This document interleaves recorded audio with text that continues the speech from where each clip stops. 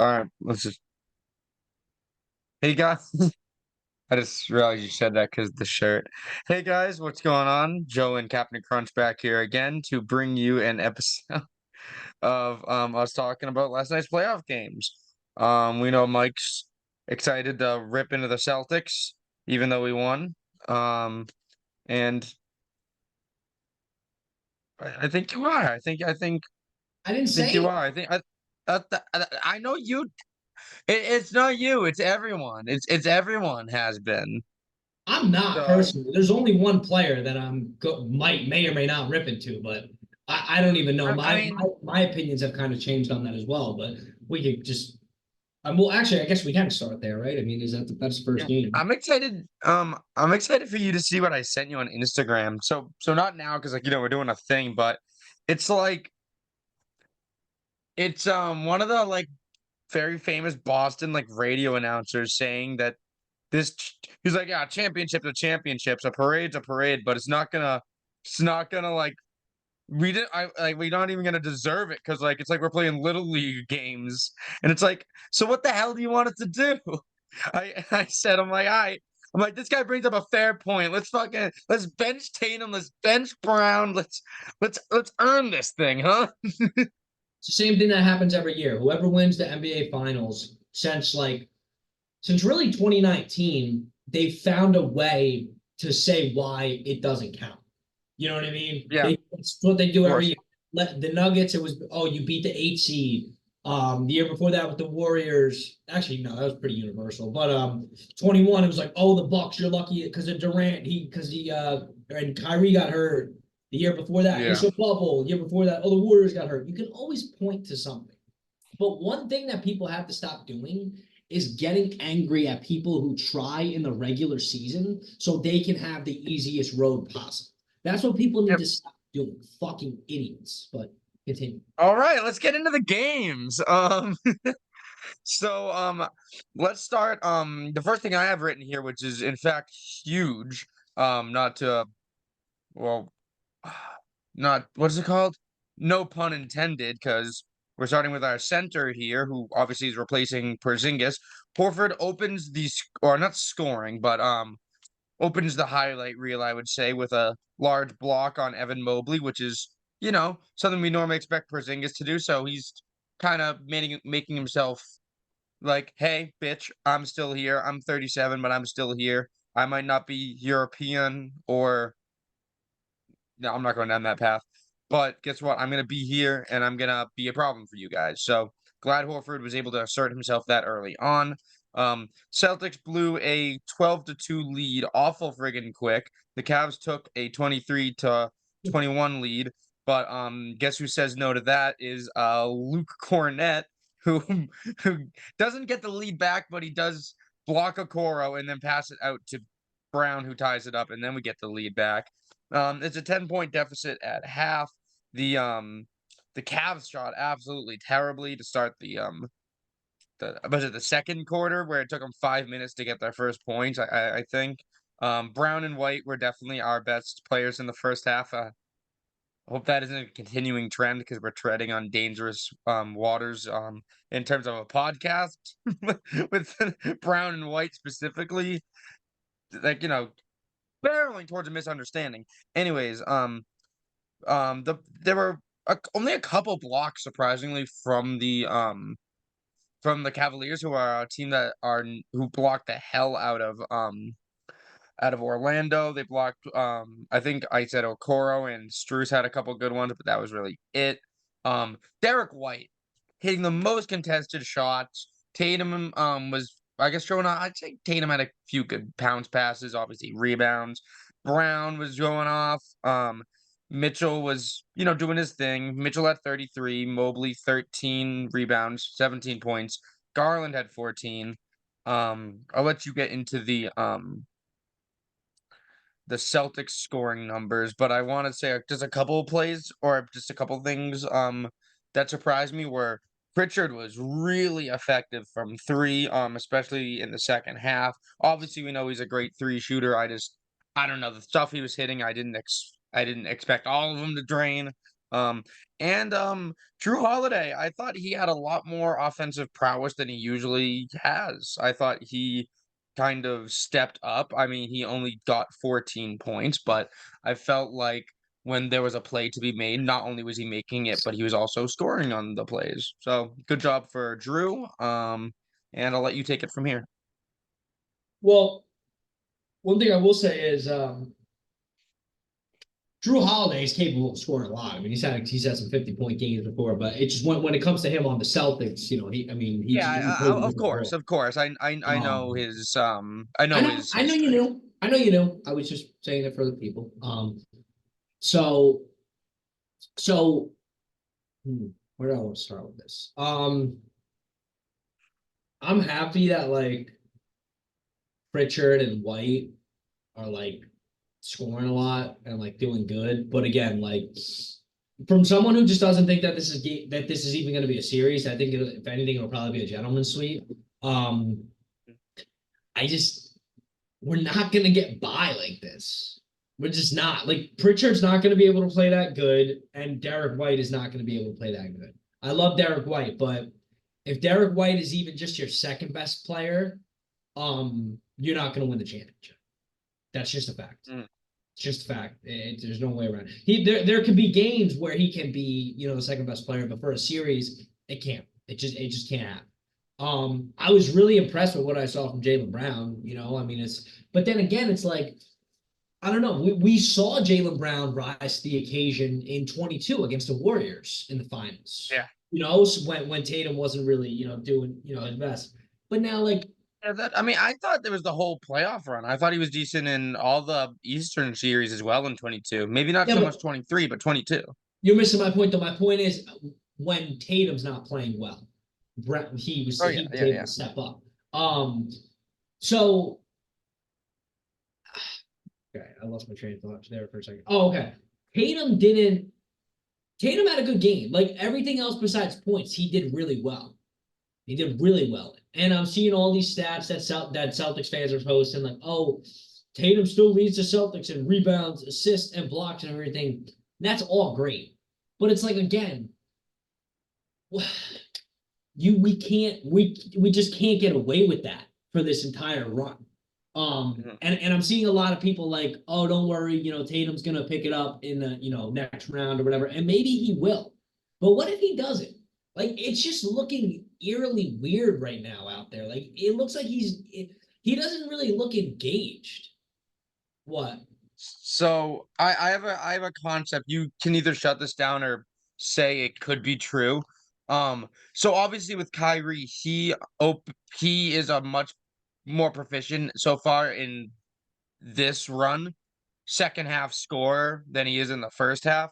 Could it just be Derek White and Jaylen Brown get off to these hot starts and Tatum feeds the hot hand, or is Tatum just genuinely trying even in the second half and just breaking everything?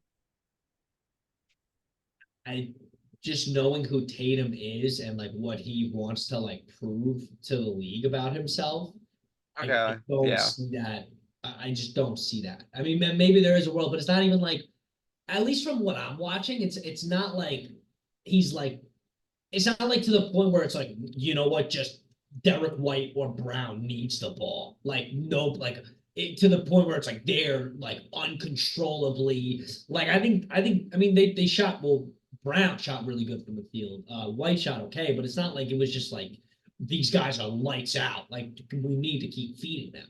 So no, I would disagree with that. And also, it's just been too many Mhm. games in a row now where that's just happened. It's like, okay, man, Sure. it's like something is just like I don't think, and I know, again, I'm not saying this towards you. I'm just saying this towards the people who think like I'm crazy for this. But it's like I'm not wrong for being 6, 7 games into the NBA playoffs, and my best player hasn't really been even like 2/3 of himself. Like I'm not wrong for like questioning that and pointing that out, being like, yo, this is like really worrisome right now.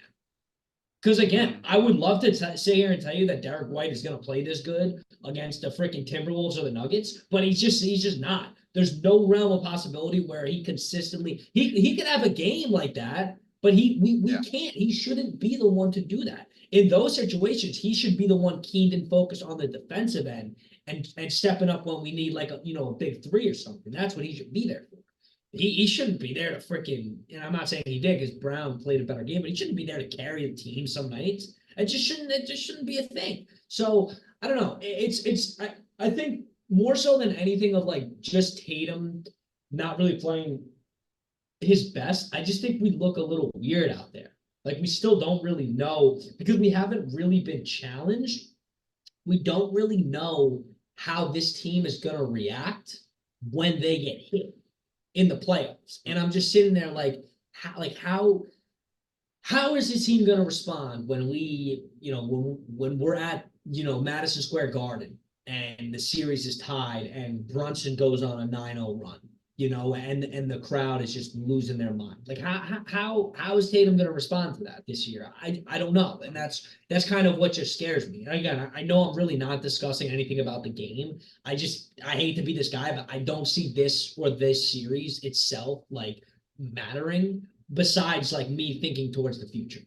Unless until the Cavs give me a reason to do so. But I mean, even when you look at look, Donovan Mitchell, right? He's gonna get his 30 a night. That's fine. Mm-hmm. It's just that's what's gonna happen. That's cool. We can live with that because nobody else really. And honestly, too, like a lot of the players played all right, like on the Cavs. Like not like not like a lot. I mean, some of them like Strauss played really bad, but like Yeah. a lot of them played okay. Like we were just Mobley got a that much double-double. better. 13 rebounds is pretty good. We're just able to like get away with more because we're just such a better and overpowering team. So I don't know, man. I just feel a little uneasy, and maybe I'm overreacting, but I don't think I am, to be honest. I don't know. I just have a bad feeling just about the rest of the way, but not this year. Yeah, I mean, I think there's always a possibility that one good night that Tatum has could waken the beast in him because we know what he's got, right? We know what's inside him. We know that he isn't a playoff choker, that he can put it together. Like there's those players that just never perform well in the playoffs, and we know that isn't Jason Tatum. So one good game could lead to a bunch of good games, and your confidence levels in the Celtics against the Cavaliers. I don't want to say raining days here, but they definitely provide some, comfortability and like, all right, you got a few more games to find your groove before it really starts to matter. That's not what I'm saying. Obviously, I watched the Bruins and the Panthers. I don't care if basketball is very, very different, which it is. I will be permanently I will be permanently scarred by the things I have seen. So I'm like I want to make sure my team shows up every night. You never know what will happen. Um, but I don't see the Cavaliers really doing much. Mitchell, I mean, he had an average game for Mitchell. Other than that, we pretty much shut down everything that they do well, like blocking. We outblocked the hell out of them, 55-38 in terms of rebounds. They like getting rebounds. Jarrett Allen being missing also. It takes away from Porzingis being out for us. I feel like Porzingis, obviously, he has a bigger effect on our team, but they're also missing their starting big man. So it's like, all right, like there goes a benefit that you guys would have had. Your starting center's in, our starting center is not in. Um, there goes that. So I think I definitely expect to see Jarrett Allen in the series way more than I would expect to see Zingas in it. I think because I don't even know what's going on with Allen. I think his ribs or something. But especially if they play a couple games here, lose two in Boston, they might be like, all right, Jarrett, if it's just an uncomfortability thing, see if you can play through it. So I'm not sure if they'll get him back at any point, but if not, then we have the size advantage easily on this team, and the only thing we need to worry about is really because, like I said, and it was the same. Like I said, same thing last night. We shut down everything that they do well except for Donovan Mitchell. As long as He's smart. we don't let him put up, which I'll say we contained it. We contained it because we've seen what he can do. Yeah, Under 35 is containing Mitchell. So but as long as we can keep doing that, I think we should be golden. but not even but Joe, even if he like and this kind of contradicts what I said the other day about like the whole superstar thing, but if nobody else on the Cavs is gonna play up to par, Mitchell could score 50.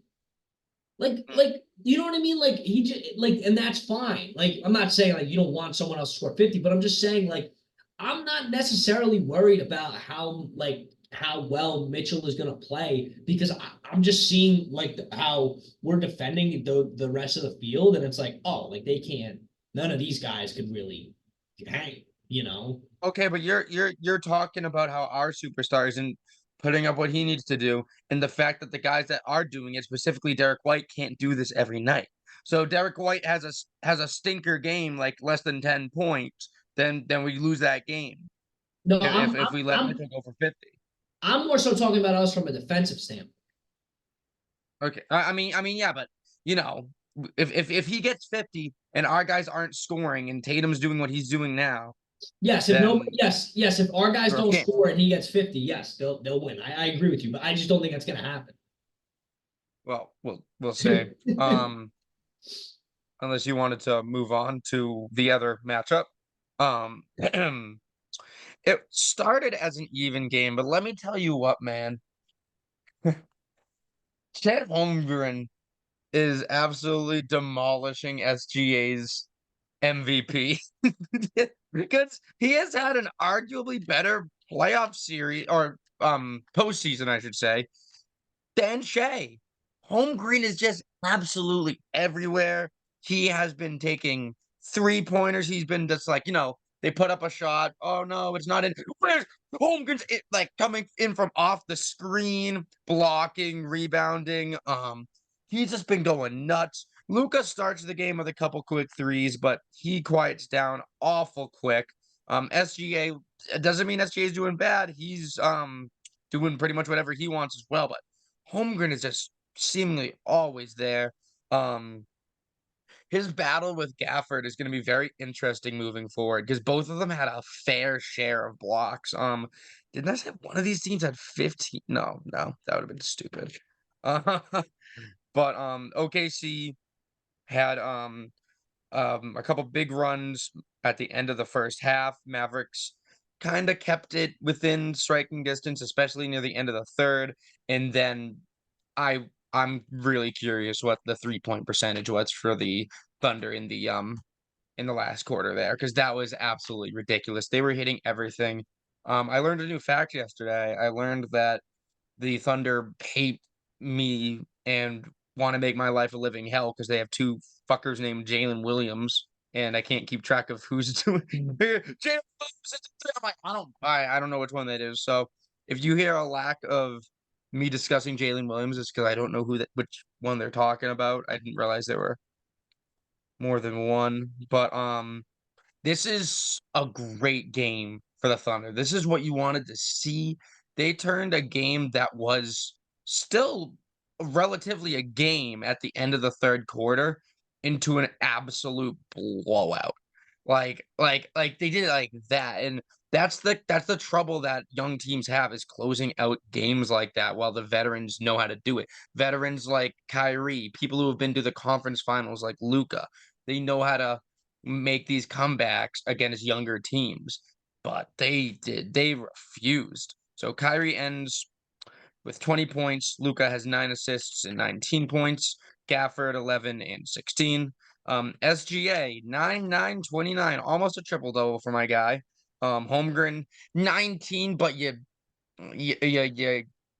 I think it felt like way more. He was freaking everywhere. And one of the Jalen Williams had 18. Oh, 8 blocks each. And oh, there's the number 15. The Mavericks had 15 turnovers, including that one who was it? It was like Luka. It was Luka who turned it over, and he was dribbling it up, and it was a horrible turnover. You know which one I'm talking about? Oh, it was Dort. Dort like dove on it, so it was impressive from Dort. But the fact that he was able to do it on one of the best players in the league was ridiculous and such an embarrassing and bad look for Luka. Which I think you're definitely going to tap into how that's kind of been an ongoing theme in the last few series. So because remember last game that they played against the Clippers, game 6, he didn't he was 0 for 7 from 3 until the third when he finally got his first. So yeah. What do you think about this game? So I got a couple takeaways here, right? First of all, like shout out to the Thunder. I will say it's really funny because Chet Holmgren, he played for Gonzaga, and which was that was in the same conference that my brother used to coach in, and so Yeah. they used to play them twice a year. And I just remember like Chet when like he would dominate in college, and I just was always like I guess what you would call it like a Chet hater. But my thing was always like, I would always just be like, this guy is way too skinny to play in the NBA and go like body to body with like the big guys. Like I just did not I didn't see his play and his style translating well to the NBA. And his first year he was hurt, so couldn't really tell still. And I mean, this year you got to see that I just couldn't have been more wrong on my part, miscalculated. So I do give Chet a lot of respect for that. Like I think that that's cool. Like, and by the way, like I wasn't really in the minority. Like a lot of people shared that sentiment. Like, man, I Mhm. don't know. Like, how's he gonna bang around down low and stuff? But he's figured out a way to do it.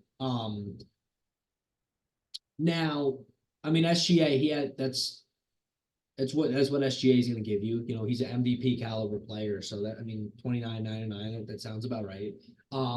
But again, I think the one takeaway I really have from this, and I misconstrued the Mavs Clippers series with like giving the Clippers probably a little too much credit. I think it just comes down to the fact that the Mavs are a very inconsistent team. And you're going to see one game they're going to look great, one game they're going to look bad, one game they're going to look great, one game they're going to look bad. Like I just for some reason that's kind of what happened last series in a way. Or and when I say bad, maybe not bad, but just like make these mistakes that are just like, and then the next game they'll come back and it'll just be completely cleaned up and look perfect. Now you seem like you have something to say. I was just gonna say, I feel like you're so right that you're undermining or underplaying it. I feel like that's just how they work in like I didn't even say like quarters or halves. Yeah. Cause like they look like a completely different team in like the first three quarters compared to the last one. And like I said, Kyrie is a completely different player in the first half compared to the second half some games. There was one game where he had 2 points in the first half, which were gifted to him, and 28 in the second half. So you're Yeah. So absolutely right, but I don't think it's by game. I just feel like it's by shift, by by quarter, by half. I feel like they're a inconsistent team just in general throughout. I So mean, I agree. I 100% agree. regardless, so that still translates to by game. But and this is Yeah, why yeah. and this is why I said to you that, in my opinion, I'm just taking more from this Mavericks loss than this OKC win. As much credit as I'm giving OKC now, because I haven't even gotten to the Luka part yet, right?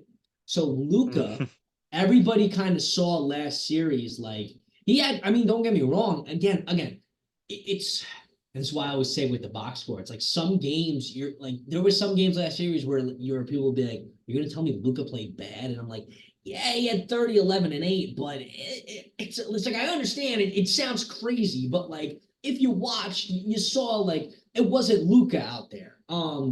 And so now everybody kind of shared the same sentiment as me, where it was like, okay, I think that the Mavs are going to make easy work of the Thunder next series because we saw how good the Mavs have played, and Lucas still hasn't even turned it on yet. Who's never ever been bad in the playoffs. He's always been exceptional. He's always been a great. Right. Um, and then all of a sudden, the second round starts. Everyone's like, okay, this is Lucas series, and it's like arguably the worst game this playoffs. Like, and it's Mhm. like, whoa, okay, like if you were gonna, and again, this is not me discrediting the Thunder at all, because I mean, at this point, the Thunder could win one more game and lose out to the Mavs, and I still believe I was wrong about the Thunder. So let me just get Right. that out of the way. I was wrong about the Thunder, even if they lose by 50 the next. Well, maybe not, but you know what I'm saying. Like as long as it stays competitive, I was wrong Mhm. about the Thunder.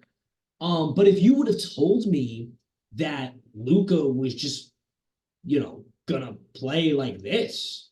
I mean, I would have picked the Mm, Thunder. I would have picked the, you know what I mean? I don't know. Like, so I'm really just kind of curious to see. And it's kind of interesting too, because what you're seeing right now is Jokic and Luka are in a similar predicament where it's like we've never really seen them have like multiple games like this before, to where it's like, that's true. whoa, like you guys are looking human in like the playoffs. Like, what is you know what I mean? It's like a weird thing. Nobody's like really ever seen it before. So I'm in real time trying to like think about like how to foresee something happening that I've never seen. Because a lot of times in the NBA specifically, you could follow trends, and this is why people say the NBA playoffs is the most boring.